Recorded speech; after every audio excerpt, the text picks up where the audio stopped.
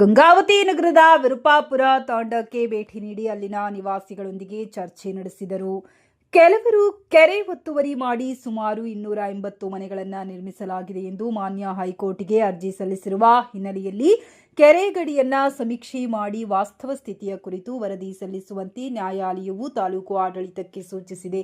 ಆದರೆ ಸಮಗ್ರ ಹಾಗೂ ಸೂಕ್ತ ಸಮೀಕ್ಷೆ ನಡೆಸುವ ಮೊದಲು ಮನೆಗಳಿಗೆ ನೋಟಿಸ್ ನೀಡಲಾಗಿದೆ ಎಂಬ ವಿಷಯ ನಿವಾಸಿಗಳು ನನ್ನ ಗಮನಕ್ಕೆ ತಂದರು. ಈ ಹಿನ್ನೆಲೆಯಲ್ಲಿ ಅಧಿಕಾರಿಗಳೊಂದಿಗೆ ಚರ್ಚಿಸಿ ಮೊದಲು ವೈಜ್ಞಾನಿಕ ಹಾಗೂ ನಿಖರ ಸಮೀಕ್ಷೆ ನಡೆಸಿ ವಾಸ್ತವಾಂಶವನ್ನು ಖಚಿತಪಡಿಸಿಕೊಳ್ಳಬೇಕು ಎಂದು ಸೂಚಿಸಿದ್ದೇನೆ. ಅಲ್ಲದೆ ಸಮೀಕ್ಷೆ ಪೂರ್ಣಗೊಂಡು ನನಗೆ ಮಾಹಿತಿ ನೀಡುವವರೆಗೂ ಯಾವುದೇ ಮುಂದಿನ ಕ್ರಮ ಕೈಗೊಳ್ಳದಂತೆ ಸಂಬಂಧಿತ ಅಧಿಕಾರಿಗಳಿಗೆ ತಿಳಿಸಿದ್ದೇನೆ.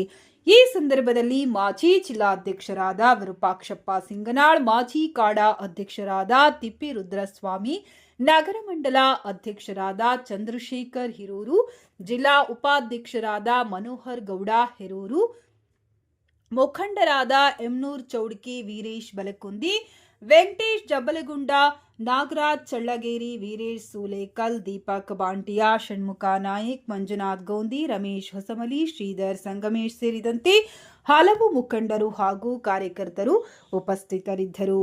ಗಾಲಿ ಜನಾರ್ದನ ರೆಡ್ಡಿ.